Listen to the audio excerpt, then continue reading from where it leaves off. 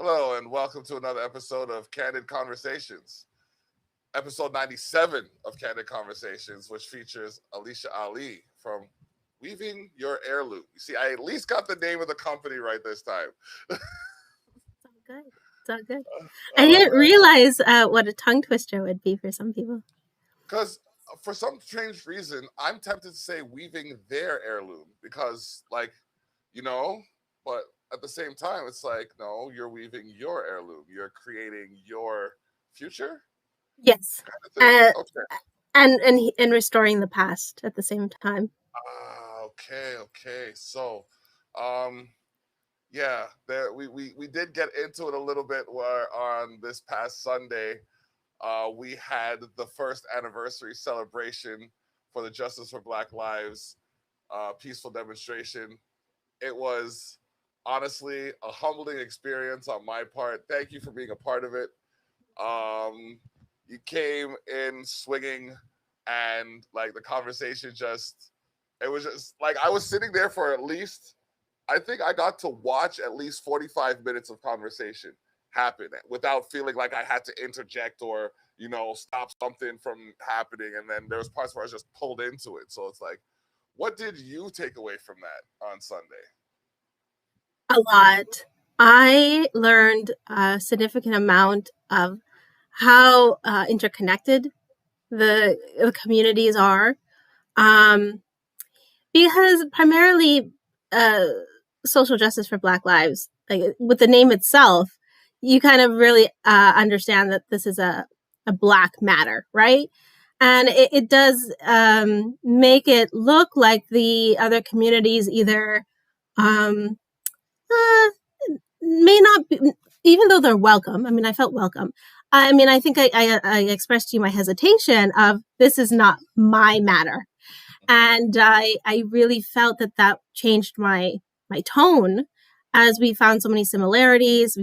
Felt so many the needs to collaborate and to break down those stereotypes of this is not my matter anymore, but this is really a community that we all need to participate in. But yeah, that's where I felt like I looked up the book by Dr. D'Angelo after it was mentioned in the conversation. I learned a lot. And I learned the differences about the Caribbean community and the African American community. And I sent you that little clip as well of the differences, the subtle differences that there. I mean, from conversations you get that, right? Like every time there's Caravana in Toronto and a whole wave of people from America come. I mean, it's a subtle difference of the cultures. Yes, indeed. And I find it's like a Caravana is one of the rare occasions where I find those cultures come together in a quest to pursue knowledge about each other. It, Yes. you know what I mean? Where other Yes. circumstances where we come across each other, it's like, okay, it's like I'm me, you're you, do you, I'm over here. You know what I mean? But I don't know. Yes. I don't know.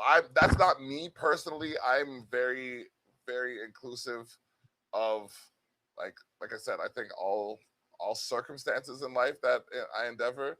There's some causes that I don't necessarily champion or advocate for as like well like you know what I mean advocate for as readily, but at the same time I do respect the pursuits of those Yes. causes, like Yes. the Yes. willingness of others to Yes. create change for themselves based on their Yeah. circumstances.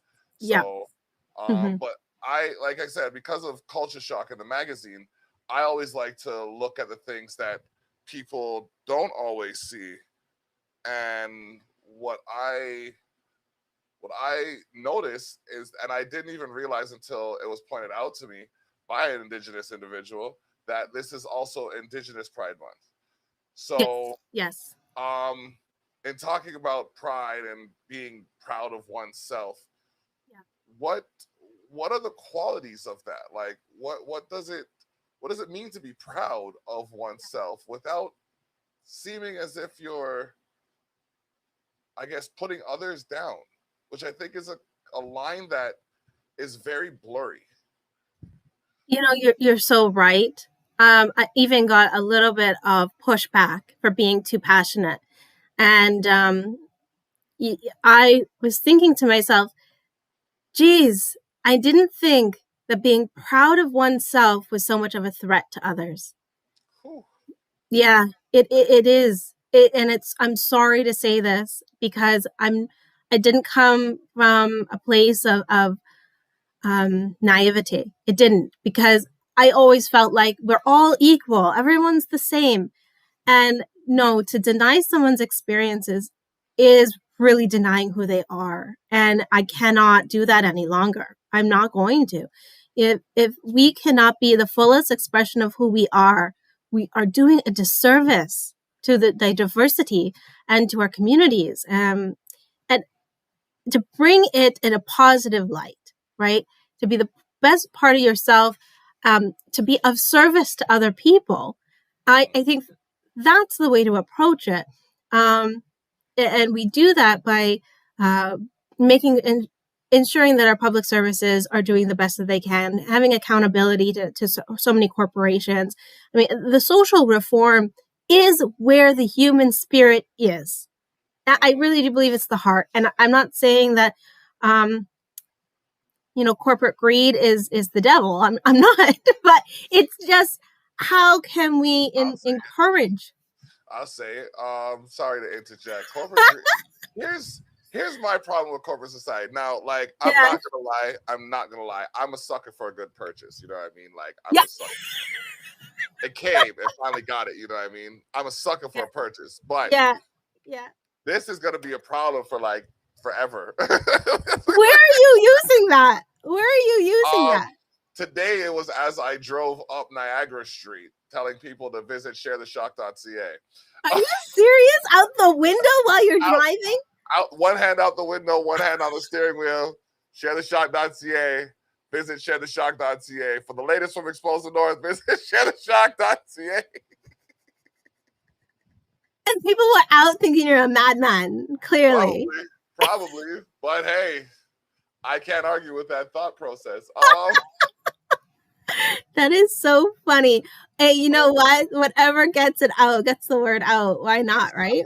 Exactly. So, and they say word of mouth is one of the most effective ways to broadcast and advertise. So, going back to corporate society, yes, there, like, I find there are certain corporations that are just scum from like just broken down bacteria, restructured as crust, scum. You know what I mean? Like, Yep. when I first moved out here, Yeah. the people that were running this property were not running it properly. So I had to run them 4 times. They had to sell the property. You're not, no. From I get permission to set my roots, I set my roots. So I set my roots and they're trying to pull up me from the roots. I said, no, no, no. Midayasa, you can galang. And did that a couple of times. But then you have some people that are really good. Like, who can I, like my mechanic. He's not like he's a small business, but he is like they are one of the greatest. JR's service center. If you're in Niagara region and you need something done that isn't tires, you know what I mean, go check them out. But yeah, called them up today. I need to get my AC checked. Had me in. Pay. I had to like I didn't have to pay as much as I would have had to normally. You know what I mean, to get it fixed because they fixed the problem without trying to take more than they needed. You know what I mean? Where if I had gone to, and as much as I give them credit, where if I had gone to Rose City Chrysler, that would have been like a $90 job, just boom, right there. And I wasn't even there for half an hour. I think the key word that you just said, they didn't take more than they needed. And what that means right there is that there is enough for everyone. Mm-hmm. And if we don't take more than we need, there's more than surplus for everybody. Oh yeah, oh yeah. I like to. Yeah. Go ahead. Go ahead. And so really what I'm saying is that, if we're looking at the economics of corporations, and we're looking at supply and demand, and those curves that we learn so well sometimes in 101, is what is the optimal amount that's going to give you what you need and what makes buyers happy. I mean, we talk about the invisible hand, but that's not what's happening when you completely become a monopoly. And what has happened over generation is who's the dominant one in this scenario that has the monopoly to set the rules, to set the pace. And the invisible hand is not even invisible. It's like so in your face who's setting the agenda. And that's why we had the trade is the running vehicle for every atrocity that happened in history. Every atrocity. Like, if we're talking about the Silk Road that went from East Europe all the way to East Asia to Europe. If we're just talking about how people just traded along that road, the Silk Road, was it that bad? Plagues? Yeah, that sucks. People getting mugged along the way? Yeah, that sucks. But I don't know if it was that horrible of what happened after, of how we changed trade and how we, really annihilated one another after just humble trade. Jeez. Yeah, that I don't know. And then, like, do you find that I find in circumstances where I'm exchanging a service for a good, Yeah. it at times is less complicated than exchanging funds for a service. Right, because who sets the pace for the price? It's like That, I'm in a situation right now where, and if you're watching, hey, what's up? You know who you are. It's real life. I'm talking about it. It's candid conversations. Deal with it. I know an artist. I'm not going to name the names, but right. an artist that is waiting. So I know a graphic artist that is waiting for a musical artist to compensate him for a project he is yet to start. So it's like, where does that, like, who takes the first action? So in project management, it's the contract. This is the key, your contract. When you get into any kind of situation with anybody, it's when are the milestones need to be delivered, and when does payment need to be issued along the way. So if we're going to say money due to services, then yeah, we'll say, okay, you get a 25% deposit, until it's 50% done. Do you get another 50, get the 50% mark?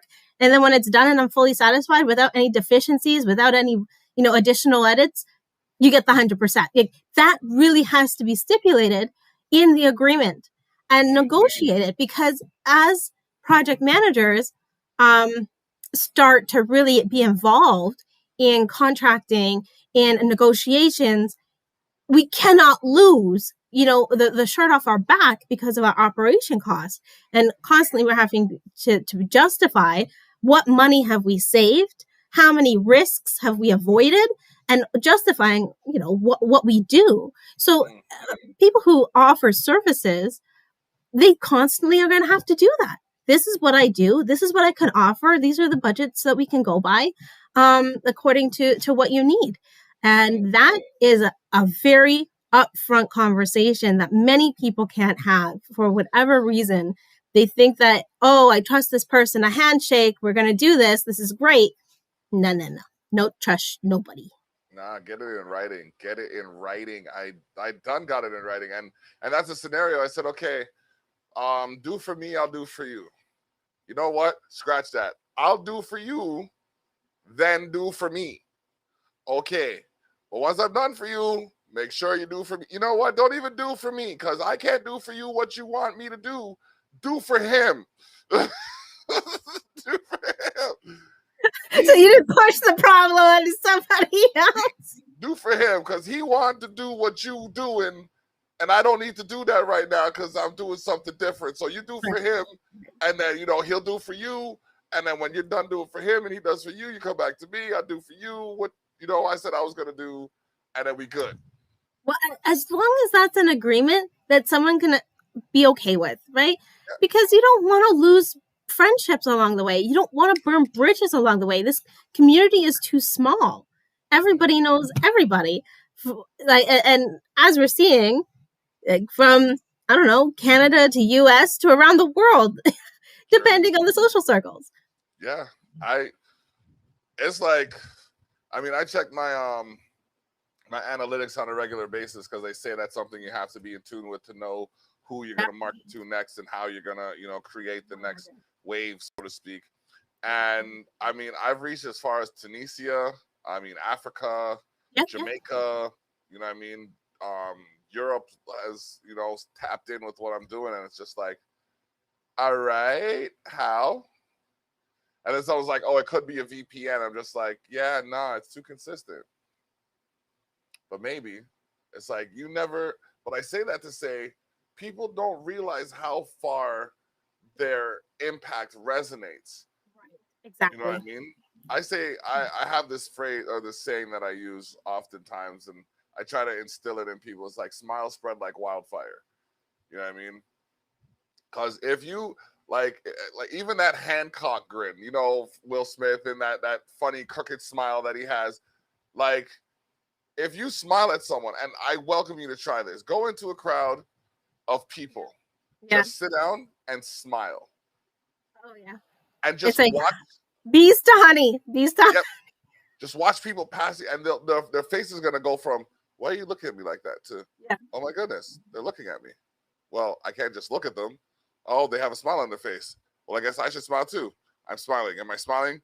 Is this a good smile? I'm gonna smile back now. There's my smile. There's my real smile. You know what I mean? So it's just like I've seen that whole melting away of, and it's so refreshing because just like I don't even have to say nothing. I just gotta sit here, just like. Oh, that guy's so friendly. Look at him. He's so friendly. Like, I want to talk to him. How's he? And it works. It's just like, because I read this one post or a poem, not a post, a post where this guy was talking about, how he said hi to everybody, just passed by and, greeted everybody because apparently he read a letter from one of his friends, a suicide note from one of his friends, that said that if someone had just greeted him, he probably wouldn't have done what he did. I don't know if it was a true story or if it was just like one of those things created, like one of the things used to kind of paint a picture, but it kind of stuck with me. So that's why I kind of tried to do that. But then, like, my first approach was telling people to smile. And then I later read that telling people to smile is like forcing them to do something they might not want to do. I'm just like, oh, okay. So then I'm just like, I'm just going to smile at people. And I find that my daughter is actually like, if I'm looking at my daughter, she's looking at me the same way I'm looking at her. So if I don't have a smile on my face, I can tell by the way she looks at me. So, you know what I mean? I kind of use that as a bit of a reflection. And it's just easier. It's just so much easier to do things when you are in a positive state of mind. Like that is where weaving your heirloom started from. It's the reflection of the future looking at you and the reflection of the past looking at you. And what you do is exactly what you're talking about. It's how do I ensure that I'm doing the best that I can to honor the past and to inspire the future. And if a smile is the way that you want to do that, David, geez, that's a lot easier than, meditating every day, than having to do yoga every day and being, having a gratitude journal, because it's that subtle change of behavior that makes all the difference. It's genuine and that's enough. We make it so complicated. But as long as you can give somebody a reason to put one foot in front of the other, that is where this came from. And just telling the story over and over. Okay. This is awesome because, like, it's, when you're just doing things and you're not 100% sure if, you know what I mean, that's the thing to do, but something tells you to keep doing it. And then you find something that confirms or reaffirms that's the right thing to do. Yes. Like, Yes. I'm getting closer and closer to that point. Someone told me they were going to hold me to the metal, and I said I was going to do something next year that a lot of people think I should have already done, but I have to do the right way. And now that certain laws have been changed, I have less concern about it affecting my position. Kind of Yeah, cryptic sometime. What are you doing? What are you talking about? What do you want to do? I'm being cryptic specifically true on purpose because I want to dive into a new realm of life that I've been involved in for the last 12 years, but I haven't. I want to get an official capacity. Such as Well, I think I'm looking to start, and I've talked about this with my wife already. I'm looking to start a conciliary run because I feel like with all that I've done here over the last 9 years, I could use that as a good base to a good base to indicate what I'm capable of with the right um, cooperation. So basically, like I'm not in it for myself. I'm not out here just saying what can I get, how can I do me, and I don't want these these conversation pieces to distract anybody from what I mean the true point at hand. Side note, I gotta mention Lushy Bantan right there, and R.I.P. to Alan Robertson. You know what I mean? But these are like things like people have ways to reward themselves when they accomplish goals. Some people, go on trips. Some people, what I mean, they do things like other things, but they have ways to reward themselves. And I find when I reward myself for accomplishing a goal, it leads me to accomplish more goals aside from the one that I reward myself for.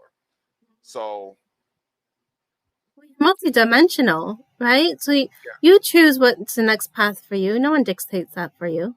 no, definitely, Yeah, definitely. I So I, I find that. So, for example, if you're going to the gym, right? yeah, It's like start off with 5 minutes, start off with 10 minutes, and then work your way up to half an hour or whatever the exercise is. yeah, And for me, it's like I understand the repetitive muscle that needs to work and needs to have that muscle memory. I yeah, get that. But what I second guess or right, I kind of doubt is that you're using the one thing over and over. Learn versatility. Learn to be dynamic. Learn to hit it at different angles that it's not used to. uh, I think that that's exactly what you're doing. yeah, yeah. I'm going for that because, and that's the thing. It's like there's more to it than just like even with this magazine again. There's more to life than my perspective. So what justice am I doing to my readers or our readers if I just this is what I think, adhere to my line of thought. This is what I think. Cater to this perspective. No, man. Look, How this is what narcissistic is that? exactly. You know what I mean? This is what that person's thinking. Okay, now this person's thinking this. Hold up a second. We got someone thinking over there what they got, what they got. You know what I mean? And I find that the response is better because there's more than me in the world. So why isn't there more than me in the magazine? And this month we're extending the magazine. And hard copies are still available on subscription. Like they $5 a copy, or $50 for the year. You get 2 months free if you get it for the year. That's the Culture Shock magazine, which you can see free on sharetheshock.ca/issue 9, or you can check the archives. But donations are welcome to sharetheshock@gmail.com. We got to pay the bills. We got to keep it rolling. All right. So, small scale farms, I got to shout them out for a minute because they are getting people healthy one bag at a time. They have the Pay What You Can program. Check out their drive through or delivery on Saturdays. I think you got to get your issue in by the Thursday. So, or your order in by the Thursday so you can get it for the weekend. Um, yeah, culture shock. It was definitely a culture shock. I want to go back to Sunday. Sunday is like I often ask people what their crowning achievement is, and I think Sunday was my crowning achievement. And to have so many diverse minds that were so educated and so informed, it just made it that much better. Like, you know what I mean? It's not like we're out there, yeah, man, F that ish, yo. Yeah, man, F them people. Nah, man, we're having some good, like, the man that I'm working with now, he's kind of, well, he's not even kind of, he threw me into the marketing pool. He's like, okay, I see your potential. Here, what we gonna do? Ja! Just threw me in that pool headlong. So I'm splashing around, you know what I mean? I'm splashing around now. It's some of the stuff that we've been talking about, you know, behind the scenes with the whole personality assess and the self-evaluation and all of that stuff. Right. So it's different. And like, I'm looking at it just like, okay, if someone could see this in me that I never saw in myself, what, you know what I mean? What will I find when I start looking within? You know what I mean? Because I know what I'm capable of. No, I can't even say I know what I'm capable of. I'm learning my capabilities, relearning my capabilities. Yes. So, you know what I mean? It's just, Yes. now it's just like, okay, well, I'm good at this, but what end result will I get when I conduct myself according to that line of thought? But looking at it, it's like, I need more than me to be doing this, though. So, Yeah. Yeah, you know what? I'm exactly on that tip with you. It's that I'm learning so much from you, by the way, and how you do things, and yeah, I'm absolutely. I mean, I've never been on this side of how things operate, and you know, you're going to grow, and you're going to have people that inspire you, and along the way, they'll come. It will come. It will come together. You know, don't doubt that the universe is conspiring to help you. So oh, don't worry. see, that's the universal title.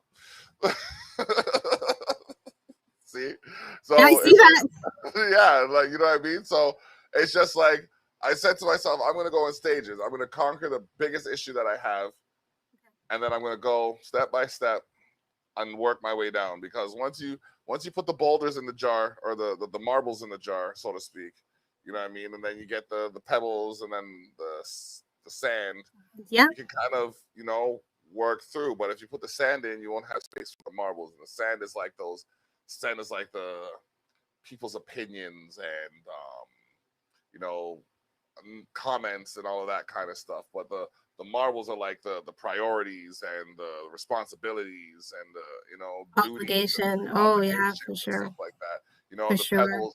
pebbles are like the wants and the desires and all of that stuff. You know what I mean? But then the sand, and then it's like, it's a philosophy. Basically, all wraps around the philosophy of, once you prioritize the issues that you're dealing with, you'll have a better way to deal with things. And But you know your purpose, David. And I think that it's slowly unfolding for you. You know, you're getting closer and closer to it, as we all are, to be the best version of ourselves. that's it.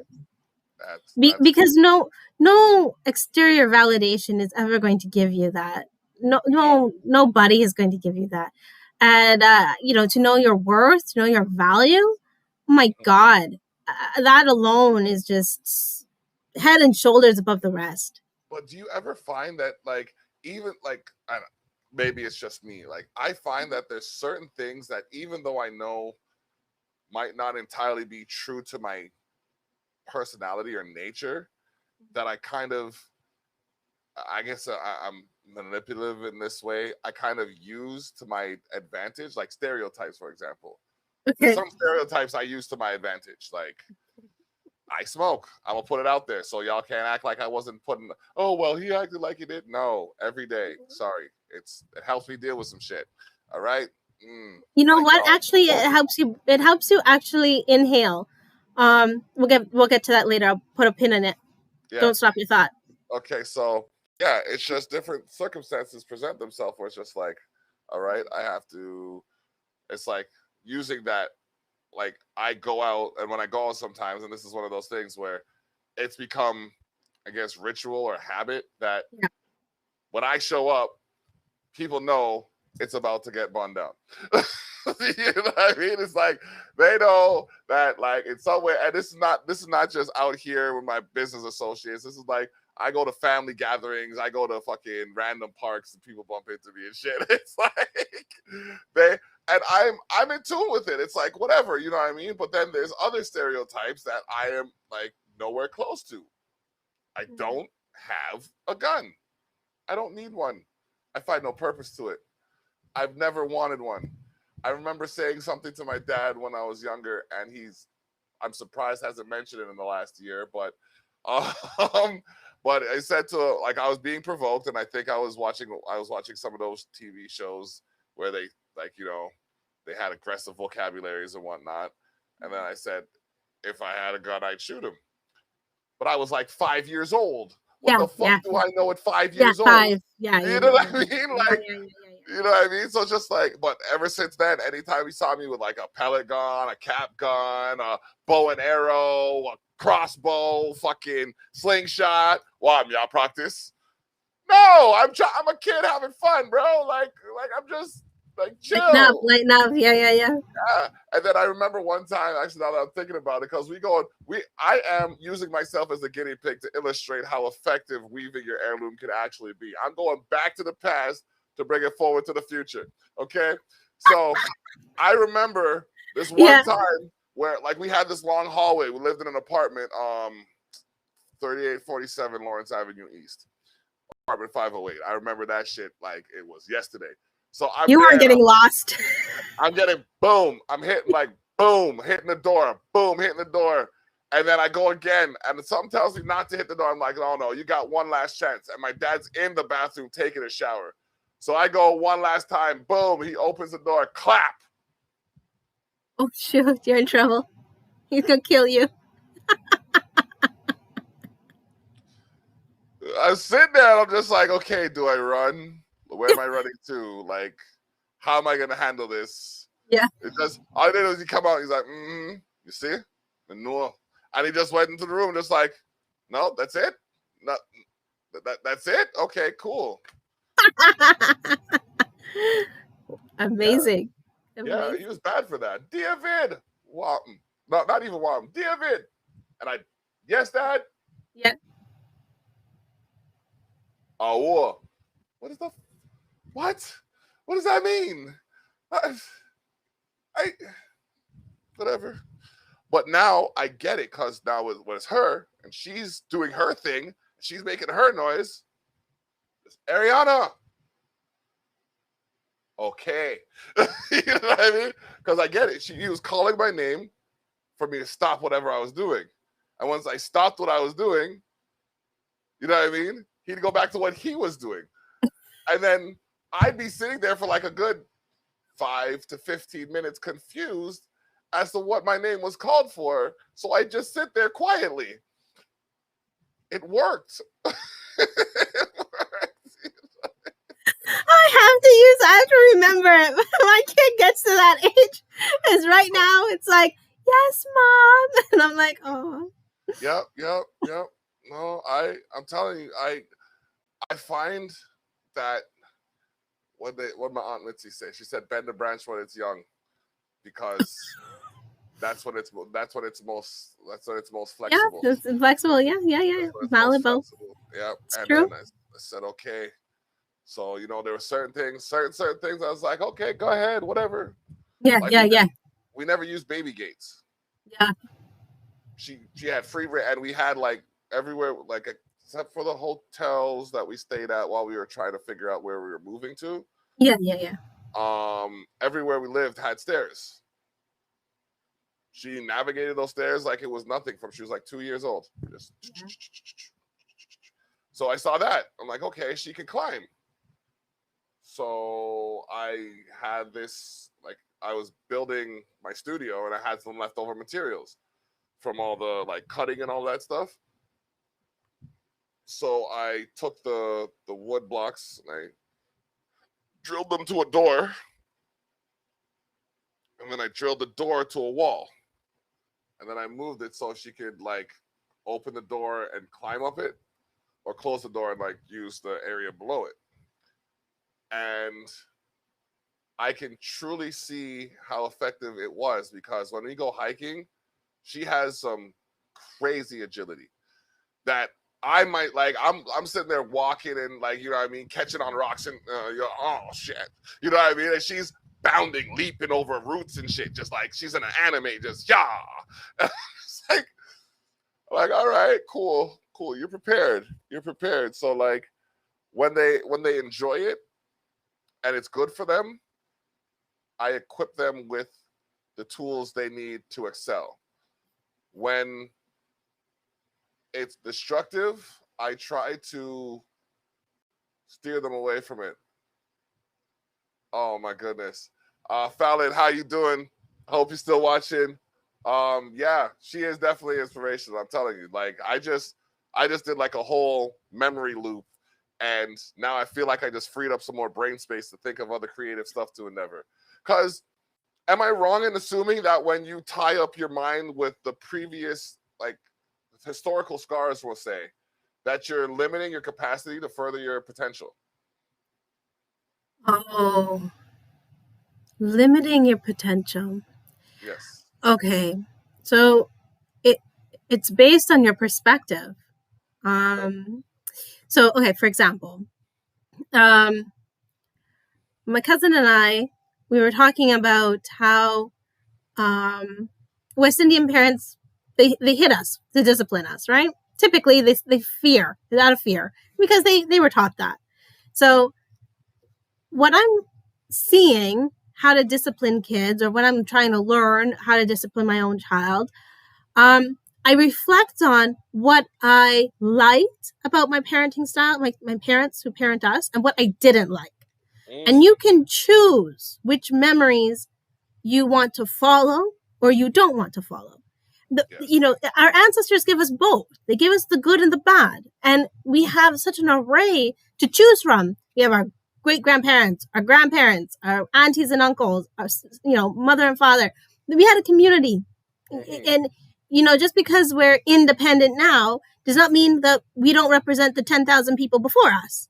So when you wow. Okay. So this goes into epigenetics. This comes with how you look and your DNA makeup, your genetics, right? You are the physical representation of 10,000 people, dead or alive. And so, yes. Okay, that's deep. I had to sit back for that one. Hold on. Yes. So, Okay. so you choose. You choose. Okay. I heard the stories of my father going to school and getting beat with, like, whatever they could beat him with. I heard the stories of my mother getting shamed, and okay, we're not going to do it that way, but it is still in me, the fear. It is still in me, the shame. It is still in me, all those experiences, because I marinated in the womb, and my great grandmother and my grandmother and my mother's womb marinated in it. So as you come into this world, you already have all that with you. You could say, I acknowledge it. I choose to learn a different approach. And the scare tactic, the fear tactic, was only good for so long. And then the barriers of communication went up, where you rebelled, or you didn't want to listen no more. You think, what do you guys know? You guys don't know anything yourself. You guys, need to learn yourself. Tell me to go pick up a book. I am. So, there's a time when you rebel. Yep. So there's now, like, the real full circle of, I have compassion, I have empathy for them, for myself now, and saying, okay, I will take the good, I will take the little bit of the bad of what I need to learn. Don't let it consume you, because not all of it is all bad and not all of it is all good either. So you really have that process of washing away what you don't want, and keeping the thread, if you will, to the future. Okay. Yeah. All right. All right. Mm-hmm. It's a lot to think about after that one. Yeah. There's a lot to think Well, about. yeah. Well, And yeah. it makes sense too. Like Right. you don't like you can reflect on a bad experience to use it as something to fuel a better experience. Exactly. The same way Exactly. you can reflect on a good experience and use that to even improve on even that. So Right. yeah, no, Well, it makes right. It's all your perspective. It's how you want to do it, treat, because trauma is exactly that. It's our imagination consistently feeding into the trauma and re-traumatizing us constantly, like a movie, like a horror movie you're watching all the time in your movie screen. And when you say, I put pause on the movie and say, I imagine something different now for me. I need something different for me. I know how this plays out. I don't want this anymore. Let's change the script. And you really do change it through your imagination and through the positive affirmations. The what's it called? A lot of people have the comment, "Oh, how much worse can it get?" Or it can't get any worse, and it can if you think that. Yes, it absolutely can. You gotta think it could only get better. You know what I mean? And that's what I tell myself a lot of the times where, like, if I find myself down a slippery slope, it's like I've been on the phone with Amazon all week. Why? Because I'm big on I'm big on paying for things that I actually receive, but when I don't receive them, I'm not big on that. I'm very small, minuscule even, like this. So when you tell me I'm supposed to get something and I don't get it in the time I'm supposed to get it, then I get a little crotchety. When I'm trying to talk to you respectfully and you disrespect me, I get even. I get heinous, bro. I know you're a woman, but like that's how heinous I get. Hypothetical, bro. I didn't think you were actually talking to me. You're not talking to me. No, I get that, and so I'm just like, okay, cool. So I get there, I get to my point, and then I finally just going back to corporate society and their belief that they control you because they have what you want. I said, okay, you know what? You had what I wanted, but you didn't get it to me in the time you said you were going to. I want to cancel it. I cancel it. It shows up. I told them to cancel it and reship one out to me. I can almost guarantee I'm going to get both of them, and they're going to try and charge me for one of them. They're going to try and charge me for one of them, and I'm going to ask them how you can charge me for something when I told you to cancel it and not send it out. Well, you said you were going to send it back. I said I would be interested in sending it back unless I felt like buying it. And seeing as how you just gave me a credit, maybe we should use that. Because how could you not send it when you said you were going to send it, but after I cancel it, it shows up? These are first world problems, but if you think about the amount of time and energy and effort that was wasted in chasing this thing around, when they could have been putting towards, I don't know, getting people, like those funds could have went towards, I don't know, vaccinations, or energies could have went towards, you know what I mean, actually improving the nature of the business. It's kind of a twisted, it's a twisted system, because you got a lot of people that'll convince you it's somebody else's fault when they're making the mistake. And okay, let's stop the narrative. Let's stop the narrative for a second. Okay. What are you really angry about? Are you angry about, what are you really mad about when you really get into these conversations? Is that you want the delivery of a product that you paid for on the time that it was expected. Is that really what you're mad at? No, that's just what sets me off. I'm upset at the fact that there are multi-billion-dollar corporations that are generating substantial profits without putting a reasonable percentage back into the sectors of society that desperately need it.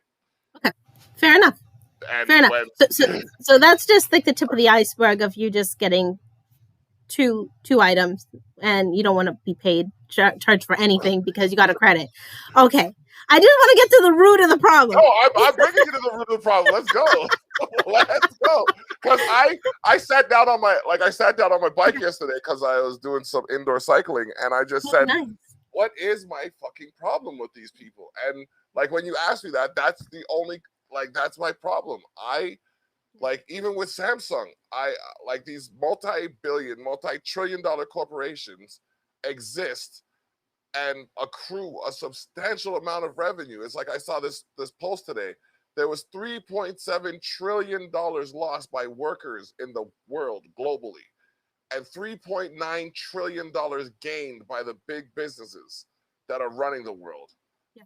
The single biggest transfer of wealth in history. Because they have a monopoly. And ain't no one talking about that. Okay, so we are, because we know it. I mean, yeah. I was even talking about how is it that every entrepreneur right now who wants to be an entrepreneur has access to resources at the fingertips. But yet there's barriers to entry still, that it's only for people who can pay for certain avenues to get their message out, to pay for their listings or website, that, you know, on a shoestring budget. Let's be honest, not many entrepreneurs are going to be able to last throughout the pandemic and within 5 or 10 years because of how many barriers to entry there are. Because, look, I worked for an organization, we did advertising for Yellow Pages. And just a little, you know, square ad in one directory, which is, you know, a couple of area codes, was never going to be as wide serving as Google is right now. The amount of money you pay for Google ad or a Facebook ad, you get so many people looking at that, whether they're just passively looking or looking at it, you know, SEO stuff. So what my problem is that, yes, there's a lot of good these corporations have done in comparison to what we used to work with when it comes to running paper ads and like billboard ads or whatever, how expensive that can be for a small entrepreneur to do.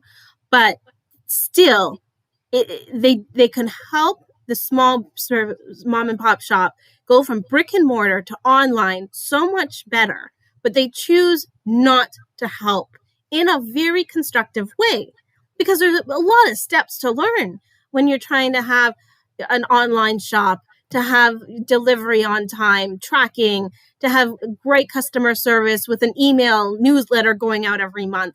The mom and pop shops who didn't have to do that, and now that are in demand that have to do it now, it's not as easy as it may come across as. It's just not. Yeah. It's true. I mean, literally, this morning I was going through that marketing course, and I must have had to go through again another 250, 300 different sections of what was required for, you know, this to be done. Like, I had to set up my website, I had to set up my store, I had to I had to put up something that was available for free, and then put up something that was available for stepping stone price. Scaling, exactly. All of that stuff is like, I'm like, hold on a second. I give them the podcast for free. They can buy my album. Support local. Support local. Because absolutely, it's just one of those things. It's like, and that's another thing that still amazes me to this day. It's like, we don't really show that much love for our, well, you know what? I lie. I get a lot of, you know, like adulation nowadays for what I'm doing, but we don't often, but I'm getting it from places other than Canada. It's like, Canada will watch what I'm doing to comment on what I'm doing, but then the rest of the world actually, like, there's other places in the world that actually, you know, appreciate it. So it's and like, participate and engage. Yeah. And it's just like, all right, cool. Every one of them, consider them my neighbors, because, you know, they call me the block. Divine achievements bring life's opportunity, carrying knowledge. Things happen to teach those willing to learn. So, you know what I mean? We got that memorized so good. Yeah. We got to go into it, because it's like, there's some people who think it's just some ghetto thug name, but I was surprised that after 15 years of using it, that I was actually able to register it in Spotify. No one else had it as an acronym, as a moniker, nothing whatsoever. So it's just like, does that mean for the 15 years that I've been using the name that it's actually, you know, done something somewhere? Because it's been a long time. It's been a long time. And I feel like right now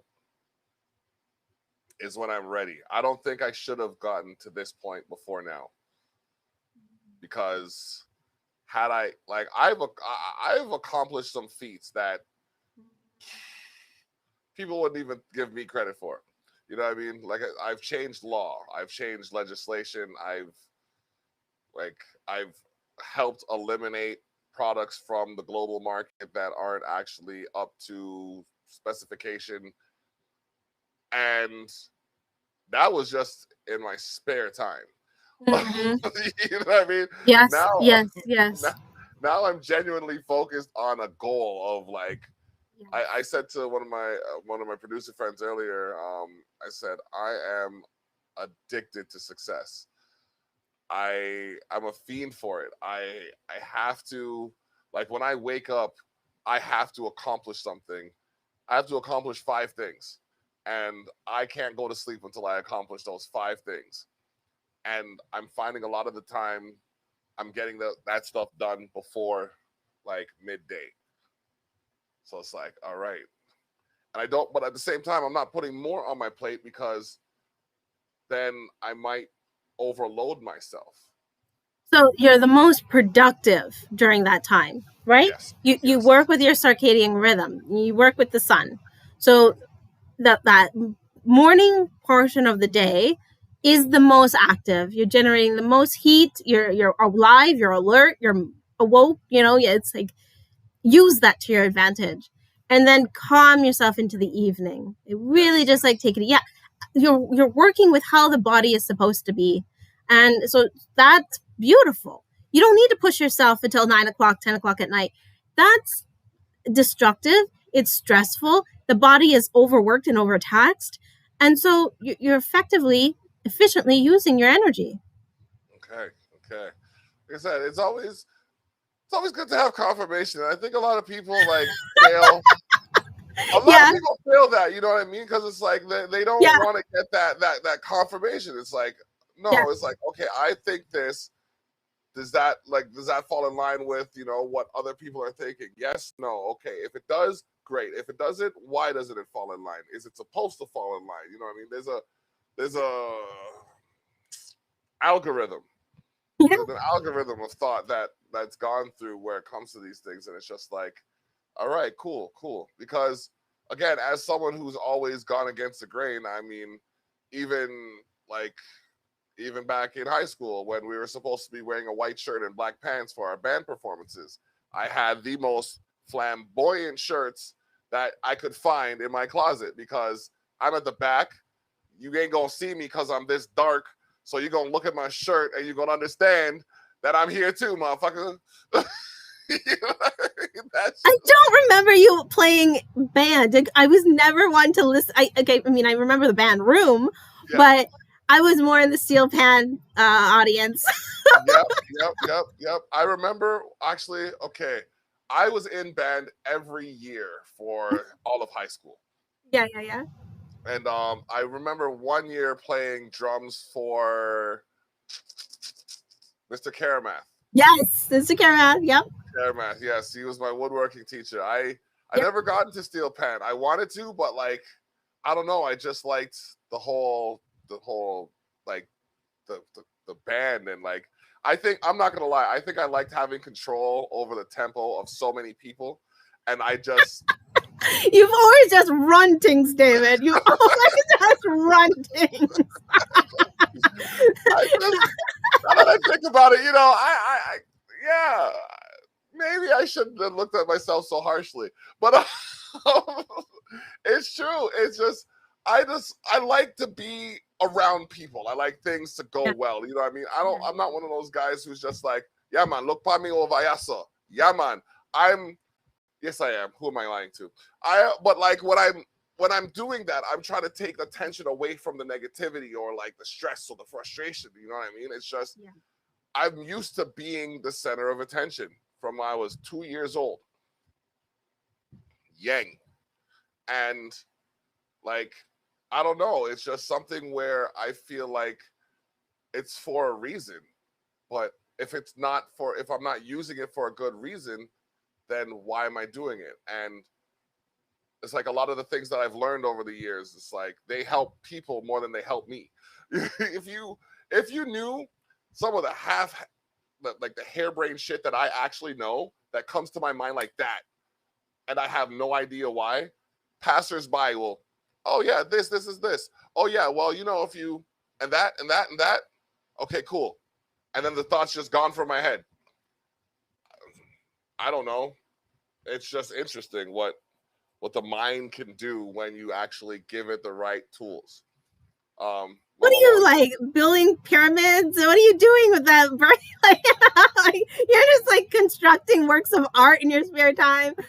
Honestly, I built my studio, like I built my studio freestyle. Like I got the materials and I just like it's a green studio in the sense that it's built from recycled materials, Yeah. Okay. Cool. and I did it all just visually, just from sight, and then I've restructured it like 6 times to the way it is now, and it was all by sight. It was like I envisioned it and then I put it together. It was like, okay, like from before I moved here, like 2 years before, no, like 2, 3 years before I moved out here. So like, say 12, 13 years ago, I had it in my mind that I wanted a studio with red walls. Just like that's my jam right there. You know what I mean? I want red walls in my studio. I want a red carpet. You know what I mean? Everybody gonna feel glorious. They gonna feel glamorous and shit. You know what I mean? So tutus. At first, my walls were like brown, green, and white because I just had to put something up for soundproof. It just had to be up there, and I was tired of looking at the cement. So just like, all right, cool. And then eventually, like, I got the fabric for the walls, and I just went bam. And Nice. it was from perspective to conception. It was about 8, 9 years. Wow. I've had it for about 4 years, but it wasn't something that I had focused on 100%. It was like whenever I was really upset, that I'd go to that was my personal space. You know what I mean? And I don't think a lot of people have that anymore. Where Vision. instead of reacting outwardly and being malicious because they don't understand the emotions they're going through, they retreat inward. And just like you said, you ask, what really is your problem? Yeah. You know what Yeah. I Yeah. mean? Yeah. Yeah. Yeah. They Yeah. don't Yeah. know what the real problem is. It's Yeah. like they're Yeah. Yeah. they're they're barking up the tree and they don't Yeah. even realize that it's not even the right tree they're barking up, kind of thing. So 100%. yeah, no, Well, I think that's what customer service is. Is just to hear the nonsense and to say, how can I best serve you? That's mhm, customer service. That's it. yep, You're going to listen to me bitch because I'm upset, and then you're going to say, okay, take a breath. How can I help you now? yep, Like, yep, every time I've been mad, that's been the best solution. Are you really going to help me? Because don't waste my time if you're not going to help me. Like, get me somebody who can actually help me. And yep, then, that's it. yep. My thing to them is I tell them all the time, and I almost told them today in the chat. I was just like, okay. They're like, I love when they're like, oh, I'm sorry. I said, no, don't apologize to me unless it's a cash, check, or credit. No, Exactly. I, you're just trying to apologize to make you feel better. That does nothing for me. I said, let me ask you a question. When you say those words, does that make my product show up? No, when you say those words, did my money go back? No. So then, what good is it? One time, I had to get real deep with someone. I was just like, okay, how about you take a piece of paper, right? Yeah. You crumple that motherfucker up right in your hand, right? You crumple that up real good, right? Then you put on your desk, you spread it out. You spread it right out. You give it a nice good iron, get that elbow grease into that bitch. And then you say, I'm sorry. And tell me if those wrinkles go away. You tell me if that happens. Because if that's the case, then we good, bro. But if not, get me a fucking manager because I'm about to go inside your head. It was a yo, listen. I Oh, don't Lord. I don't play with them, man. I don't like, and I know one time it did me in. You know, one time for sure it did me in. But like, I told one bank to divest me or digest me. Said nah. Said you trying to charge me for this and charge me for that and charge me for this and nah, fuck that noise. I said just you can't talk to us like that. I said yeah. I said you can divest me or digest me. I got a mail 2 weeks later. Sir, we no longer will be handling your accounts because we don't appreciate your vocabulary and demeanor towards our representatives. I called them back and said, yeah, y'all could go fuck yourselves too, and then hung up the phone. I don't, it's a bank. No, I have my problem with the economy extends beyond the boundaries of this country. It is what I learned and what stuck with me and what drives me, and I'm not sure if it's good, is the fact that they said to correct one sector of the economy, you have to aggravate another sector of the economy. Yeah, yeah, yeah. I don't get how that makes sense either. Why can't? Okay, if they're talking about how everything is interconnected, then Yes.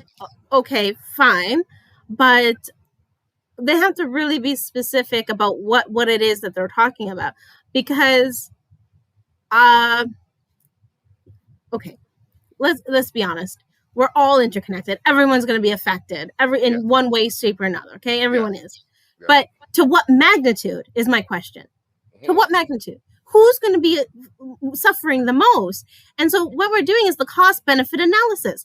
How many people need to die typically is what they're asking before this is actually something that we need to start doing and start actually getting a handle on. I mean, that's typically the case for any kind of circumstance. How many people need to die before this becomes a problem now?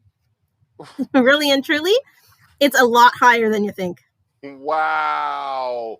I'm still trying to get over the fact that grocery stores can allow for $25,000 worth of product to go bad. And you gonna tell me some business like that? Oh, good God, girl, you don't know what you just did to the world. Oh, how many people have to? Oh no, Sorry, I didn't know you were actually talking about something specific. no, I'm not. Now I am. It's like I was being general and vague, and then I'm just like, wait, hold on, is that really how they look at it? But you have your business acumen. I'm more from the like I do this on like the first hand experience side. So you have more I guess Yeah. a more refined knowledge of this Oh, than it I do. is. I'm going to tell you, I'm not celebrating Canada Day this year, and I'm Oh. a proud Canadian. Typically, there's so many things you can turn a blind eye to. Not this year. Not this year. Yeah, Yeah, yeah. Mm-hmm. the tolerance level for how much grim um, insensitivity that the bureaucracy. I'm not just talking about federal leaders. I'm talking about the bureaucracy, because bureaucracy is generational. They train their kids to be in the bureaucracy.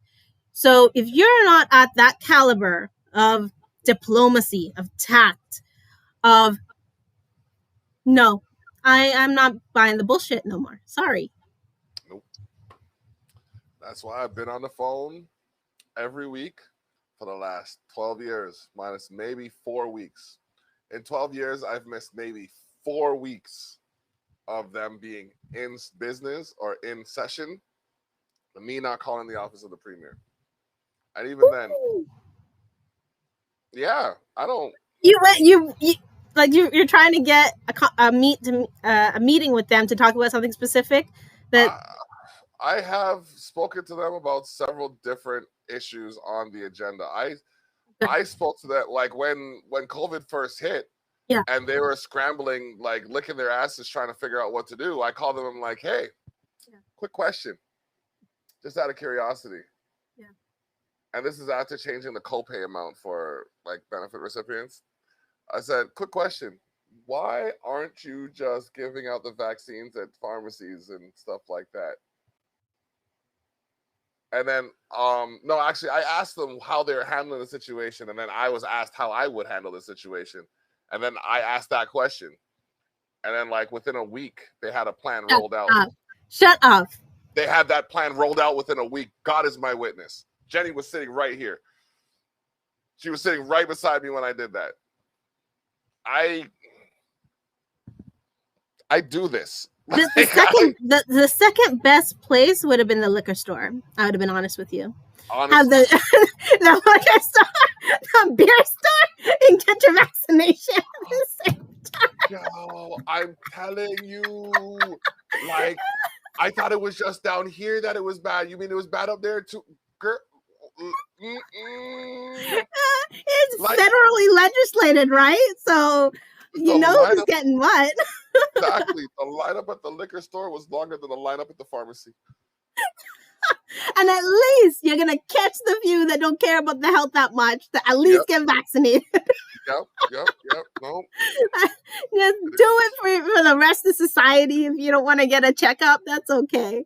You know what I mean? It is what it is. You just gotta like, and that's the thing. Like, be selfless from time to time. I like, it just do something for somebody else every now and again, and you'll find that your life is a lot more rewarding.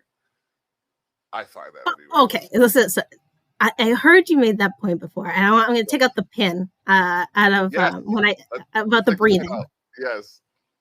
Okay, so I was thinking of a story, and the main character, I found out he was a dentist in real life, but I had him smoking initially in my story, and he's just pacing back and forth. He has thoughts just running through his head, and he's just nervous and anxious, and he's just smoking away.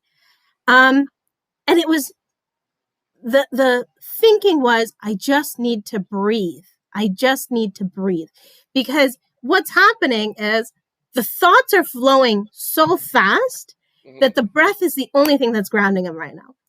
And I didn't understand that concept, because I'm like, every time these people want a damn smoke break. No, they just need to think clearly. That's what they're doing. Every project manager would smoke like a chimney. Everybody went on a smoke break, used to just like go out, stressed as hell, come back, and they're so happy. This is what we're going to do, okay, guys? And I'm like, where the hell were you? Like 15 minutes, you're letting me hang here. Where the hell have you been? So I get it now. Smoking actually it's not the actual smoking.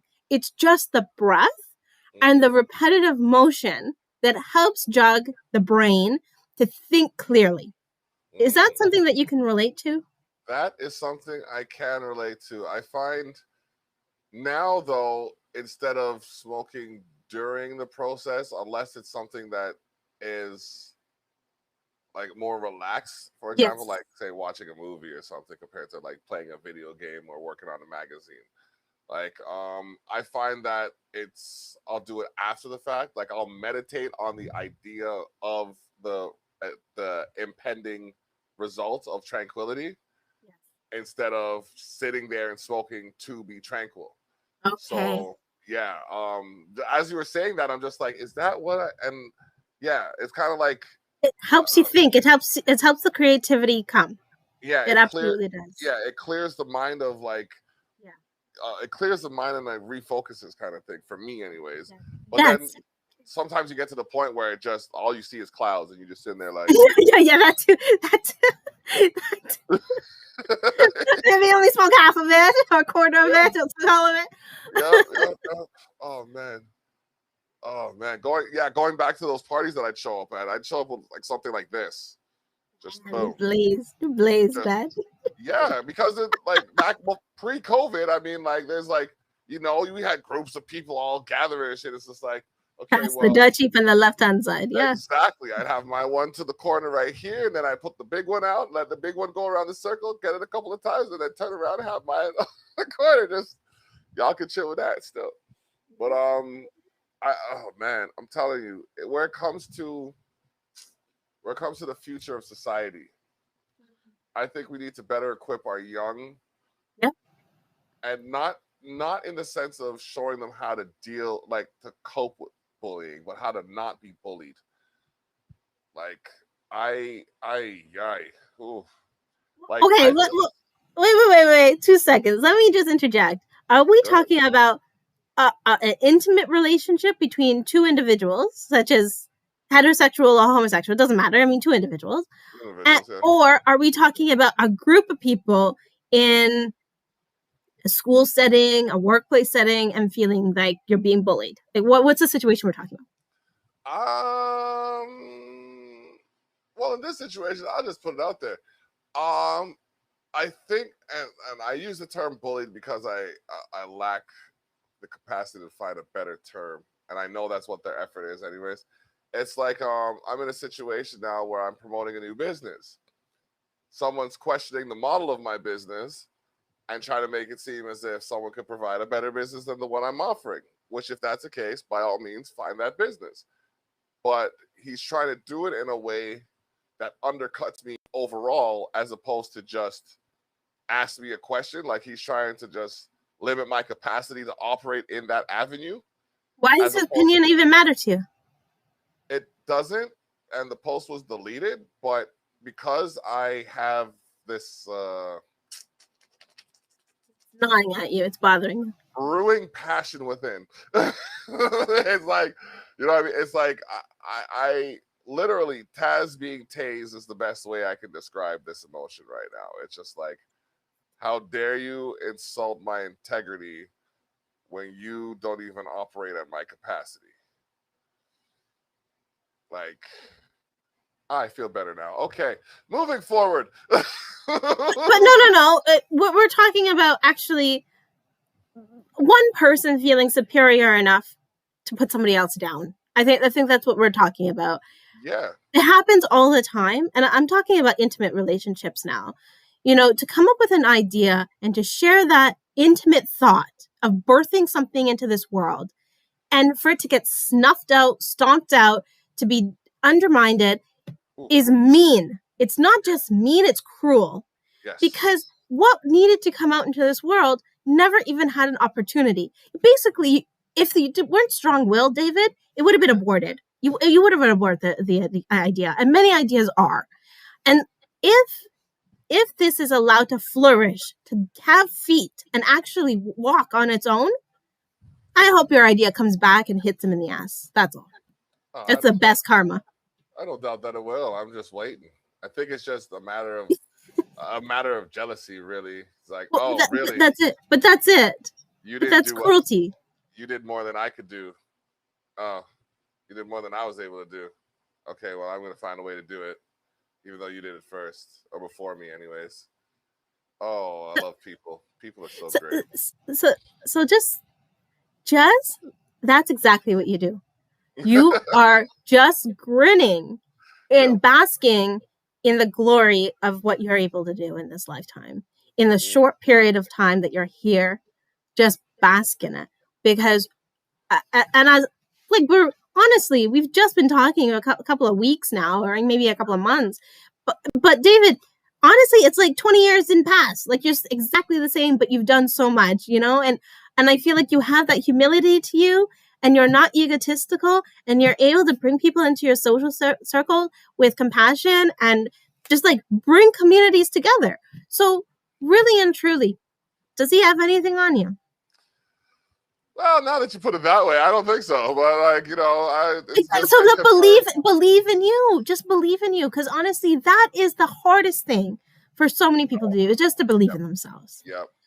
And that's one of the things that, ironically enough, I try to instill in others, like what did I say? To conceive what you perceive, you must believe you can achieve. So, yeah, I got to start practicing what I preach more often. You just needed a reminder. Because that gnawing feeling, it was holding in your body. It was just sitting and festering in your body. It was. I'm telling you, I'm sitting here and I'm just like, yeah, you know, good conversation. And I'm just like, but wait. It comes up. Everything that has happened and the conversations that you've had, they appear, man. They get you every time. You think you're over something and you bring it up again. You know, it happens. Yeah. But the bullying, you know, in whatever context, is not fair. It's not fair. It just really kills things before it has a chance to be birthed.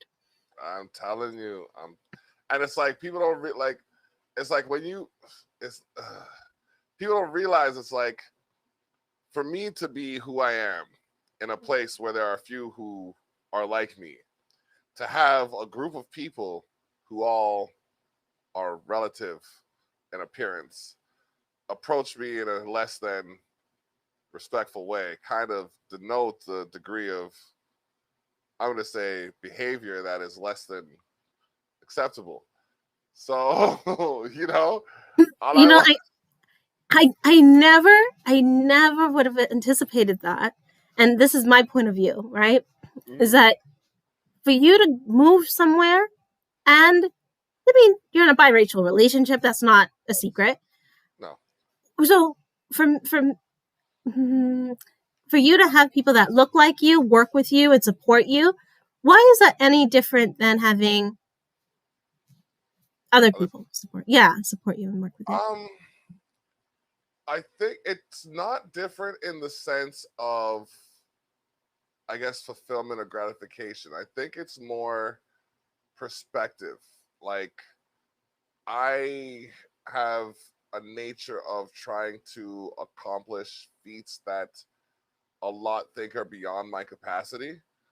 So to work with like people, and I don't even mean like appearance like people. I mean like minded, like you know what I mean, like minded people is more important than to, you know what I mean, have a staff full of black people that I might not entirely agree with because their perspectives differ from mine, or you know what I mean. I don't want that kind of, like, I want to work with whoever's willing to work with me. I don't care what color your skin is. I don't. It doesn't matter your origin, as long as you have the forward thinking perspective that is constructive and positive where possible. Let's work and let's do what we can to make life better. But where it comes to any agendas, it's more important for me to establish equality than it is for me to put any one person above another. It's like in my household, even in my household, like you're right, where it's a biracial relationship. Um, but we all have what each other has. The only thing I often say, the only thing that me and my wife have that my daughter doesn't is a car, and she's Income. only well, no, even that she gets, we put towards her RESPs, and we run her up and down the house and make her work for that. Oh no, she gets an income too. She work when I don't. There's times where I'm in the middle of something on the computer in the basement, and I need something from the top floor. Girl, run me that. I'll give you $1 or $2. You know what I mean? Give you incentive, cause ain't no one gonna work you for free. Straight, straight up. You gonna know how to earn. You gonna know the value of $1. So so that's that. Okay, those would be the only things. So then, and I say that because even though my daughter is a child, she's 11 years old. Um, I have a cell phone. She has a cell phone. Wife has a cell phone. We all have, like, we live in a house that affords us 3 floors, so the basement's built up to my kind of taste, and the main floor is built up to her taste, and the top floor, my daughter has a playroom, and she got a playroom, and she's got her comfort room where she sleeps. And it doesn't have to be spread out so far, but as long as I find that as long as everybody had their space, and even going back to like what I said, like when we were on the road, like before, we'd sit in the bathroom, like when we were in the hotels, we'd sit in the bathroom and let her sleep in the actual hotel area until she went to sleep, and then we'd come out and then we'd sit down and we'd watch TV and do whatever. But I found that as long as everybody has their space, that everything's more functional. And this is tying back into the whole personal space. If you have that personal space within your own mind, because you can't always get to it physically, but if you have it within yourself, it's a lot more rewarding, and it can even come to fruition if you put enough passion towards it. Okay, I didn't know that everybody understood space. Okay, I'm going to tell you something that is a secret of mine. Okay. Space is presence. When you can make space, Mm-hmm. you actually welcome presence into your. Okay, so it is, whether you want to call it your subconscious, whether you want to call it, just like a set time or a set space that's yours and is sacred, you really are talking to your subconsciousness. It's like this deep well of knowing, of like self reflection and knowing. Not everybody understands that. How did you know that? Um, I've read The Secret. Oh, I talked to psychologists. I've talked to psychiatrists. is that something in The Secret exactly? Because I'm sorry, I've never read The Secret. Really? Wow, you'd be surprised how much of it you actually act out if you read it. how much you're speaking. Yeah, you're talking like you've read it already. So yeah, take some time and look into it if you when you get a chance. It basically talks about how you cultivate or you manifest what you cultivate from within. So yeah. Um what was I saying now? Had a lot of psychiatrists knowing about Yeah, space. and I've read psychology textbooks. Um my mom gave me a lot of her class books when she was done with them. So I was like I'm a bookworm. I read so much, and while most people were reading like paperbacks and novels, I was reading textbooks. So um yeah, That's cool, David. Um, that's really cool that you understand presence. Because a lot of times people feel like it's an empty space, or um, it's like a punishment to be alone in space, in time. I guess because we punish that way, or it's disciplinary to be alone, whatever the negative connotation is. But what I'm seeing for myself, and I've discovered this on my own, is that if I'm not in this space, dwelling in this space, that I'm the most happiest and the most attuned with what I feel. I'm like, yeah, I'm gonna be a hot mess. I'm gonna be a hot mess. I don't know how else to describe it besides its Yeah. presence. Yep. And like I've gotten to the point where it's like I'm at one with chaos. You know what I mean? Like I could be in the like I oh my gosh. Sunday was chaos. Sunday was organized chaos. I'm telling you, I can imagine. I'm on my phone down here. Like you can't see me, but I'm down here on my phone while I'm up here on my computer while I'm over like you know what I mean. I'm getting this person on here, and I'm just like, okay, cool. And I have to talk to like 3, 4 people, and I'm just like, all right. Then I'm writing something down over here as I'm on here on the phone. And you know what I mean. I'm talking to the chat. I'm typing in the chat room. It's just like, but it was like I was still like I was at one. I was just like, okay, this is where I'm required now. This is where I'm required now. This is where I'm required now. I was able to I don't know if it's disassociate from Yes. the stress, but I Yes, was you able totally to do. create like a sense. I almost felt like literally looking back on it, I felt like Neo in the Matrix. Like there was like 4 of me, just this, and I'm like all over the place. It was such a rush to accomplish that, and it was You're an just like adrenaline junkie. You totally are an adrenaline junkie. I'm telling you, I feel it. I feel it. I was having the imagery of an octopus, like you're just like having so many hands all at once. Yep, just there. And I was just like, oh my gosh, what's going on here? Oh me, how is and yeah, and like well the thing is I guess all the weeks leading up to it, I had practice because of the podcast that I do and then all of the other stuff, you know what I mean? So That's I was absolutely it. I thought it was really smart that you had the audio running on one and you had the visual on another screen. I mean, that was a great problem solver, because like what else were you supposed to do? yeah, I was just like, okay, let's figure this out. And like there's other matters that happen behind the scene that you could man, shout out to Lush Van. There we go. Bam. Cause my dude was so professional. It came true amidst all that happened, you know what I mean? Put on the show. King Kenny, singing gold. My gosh, like the show was like I was glad I got to watch it because but I want to watch it back. I want to take the time to watch it back sometime because like it was like the way everything happened, like some people came in, they weren't able to talk. Like Big Joe came in, he wasn't able to talk because like he was having a few issues with his audio, but he still came in and made a presence. So people are probably wondering who that guy is. That was Big Joe.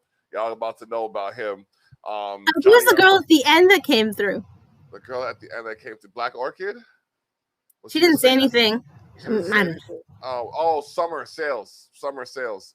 She was on for the first hour, but then she had matters to go and take care of herself. Okay, Um, okay, okay. She came through afterwards. Okay, that's nice. yeah, yeah, very passionate about her cause and her people. She was just, oh my gosh, like I spoke to her for maybe 5 minutes before, right, before she came on the live, and I was there and I was just like, okay, she's got some good energy, but I thought that was just like the 5 minute conversation and done. No, my girl was like 2 hours solid bubbles, just just bubbly energy, just like yeah, this is how I feel about this. I'm like yeah, all right, cool, cool, because I'm trying to keep up with everybody. I'm taking a little bit of all of y'all energy right now to make this happen. But like I had my double espresso. I'm telling you, it was oh man, y'all gotta check it out. Check out the Exposed North page on YouTube. It has the first anniversary celebration of the peaceful demonstration for justice for Black Lives, Justice for number 4 Black Lives. It was definitely a show. Oh my gosh. Ezra came through, did his thing, and then, was able to speak on different issues of race relations too. You know what I mean? And like the diversity of the group.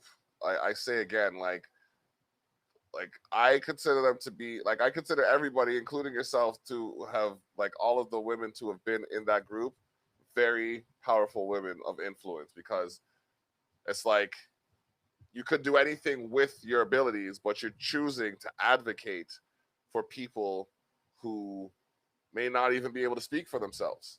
And you're choosing to help people, you know what I mean, that require it. So more power to you. David, you know what? That was the most hardest thing that I consciously chose to do is is to talk to people that don't have a voice. And it's not just this moment, this time. Like really and truly, it's thousands of years where women were treated differently, where visible minority women are treated differently, and then it just the dichotomy of the community because of what's happened, right? Mm, Jesus, how can we turn a blind eye anymore? How can we be so complicit? I have too much of a conscience. I have too much of a heart to not. I mean, it has a lot to do with for me being a mother. mm-hmm. Yeah, I think being a father of a female child is definitely like I was never. Well, actually, no. I remember being told that I cried when someone told me I was a lady killer at 4 years old. So, my dad's and his bloody memories. No, I mean that in a good way. I must have to call him soon because like usually when I talk about him like this, he's either talking about me or he's about to call me. So shout out to my dad for sending me the positive energy. But yeah, no, like I've always because I have sisters, I have like more aunts than uncles, like my mom, you know what I mean? So like I've always had a respect for women that I feel was instilled in me because of the amount of women in my family. And it does bother me to see the way they're treated often. And the risk of sounding like a feminist, men need to do better when it comes to treating women. But also, and I might end up with a few less likes because of this, women also need to treat each other better. So it's like, where do we start? You know what I mean? Like, how do we like call attention to this stuff? It's like as a man, how do I talk about a woman's life and her goings on and try to get a better understanding of it without offending them by asking them questions they might not want to answer? Okay, so that's a really good question because I used to ask, how can I talk to a man about these things as well? And I realized that we have the same. I'm going to make this really, really clear that as a storyteller, and you're a storyteller yourself because you write, Mm-hmm. you hold the emotions and the stories of the community. Okay, so when you hold that in your hands, you have to project that out. And so when you project it out, it's like you show people what has happened and what will happen due to the collective of all the stories that you're absorbing. So Mm-hmm. you are the woman, you are the child, you are the man that holds the community together. And I only learned this from Dave Chappelle. Actually, he taught me this. Such a profound comedian, like so Yep. deep. Was when you're able to reflect back the stories of the past, people are able to actually see that better than their own selves. And I'm not entirely sure why that is. Like I mentioned to you about the feedback loop. Yeah. So we can see it on screen, we can hear it on music, we can see it and read it in a book, but we can't have that same objectivity when it's our own story. And it's very hard to have that distance. So as a storyteller, as a musician, you reflect it outward and they receive it how they receive it. That's just the power of the story. So when we're using it as a tool for change, you're taking the presence that you have in yourself, and you're actually telling people, no matter what their gender is, no matter what their background is, whether it's race or whatever, we're all one. This is the universal truth. This is what I hold in my story, the universal truth. You get that from your presence. Mm-hmm. Ladies and gentlemen, we've been talking to Alicia Ali. Oh man, weaving your heirloom is what we have done today. I swear, we must have made like 5 heirlooms today. just weaving. We just weaving. We just weaving. Oh my goodness, this is great. Oh my gosh. So we at the hour and a half mark. Wow. Yeah, just like that. I'm telling you. And if you ever had any doubt about your capacity to go the distance, you just did. So there you go. Yes, we have been talking about a multitude of things. We are going to be played on Liquid Fire Radio. Shout out to Christy Hales doing her thing. Man, was there anybody or like you wanted to shout out? Oh my goodness. I mean, obviously my friends, my family, and thank you so much for all your support, all the encouragement. Just knowing that also you, David, thank you so much for your support and your encouragement over the months. And, just the followers that are watching today, like I'm watching the numbers go up and down, and I'm like, holy crow, I'm so impressed with just keeping people's attention this long. Thank you. Yeah. Tell you. So how can people get a hold of you for your weaving your heirloom endeavors? Yeah, so weavingyourheirloom.ca is my Shopify page, my website. And you can absolutely email me anytime on Facebook at Weaving Your Heirloom. And that's a group, so you can absolutely add yourself to the group. Yeah, add yourself to the group like I'm about to right now. No, y'all take it. Y'all don't act like you can't do it. I'm doing it on air. So is it here? No. Weaving Your Heirloom, Facebook. I got it. Okay, weaving your. Come on now. There we go. Boom. Weaving your heirloom on Facebook. Join. Oh, I have to answer questions. No, you don't have to. Well, but for you, David, you're fine. I know you're so into the meditation already and finding your space. Like, you're ahead of the game, man. You even know what space is, which is refreshing. Oh man, it took me a while to figure it out. But now that I do, nope. Okay, yeah, yeah. No, it's just one of those things that I try to, like, I learned and I try to kind of profess. It's like there's a lot of people who are hoarding knowledge, and I find that when we share it, like, we can actually improve the quality of life around us. So, well, but that is the social reform that many corporations that are taking more than they need, they don't understand that.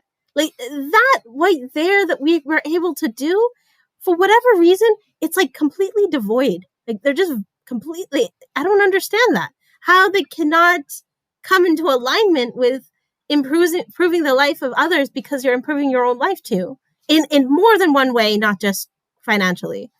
Yeah, it's a whole nother conversation. It's a whole nother conversation. I'm telling you, because like I don't okay, when I was down on my luck, we'll say, and I had $4 left to my name, someone asked me for $1 and I gave it to them. I have never gone without food, um, without like except by choice since that day. I You know what I mean? Someone's got it. Someone's looking out for me. You know what I mean? That's just the way I see it. Someone's looking out for me, and I give them the thanks that they deserve, because as far as I am and as far as I still have to go, there's still so much that I'm able to do, and I will continue to Thank do you that. so much, David. I'm so glad to speak to you. Thank you.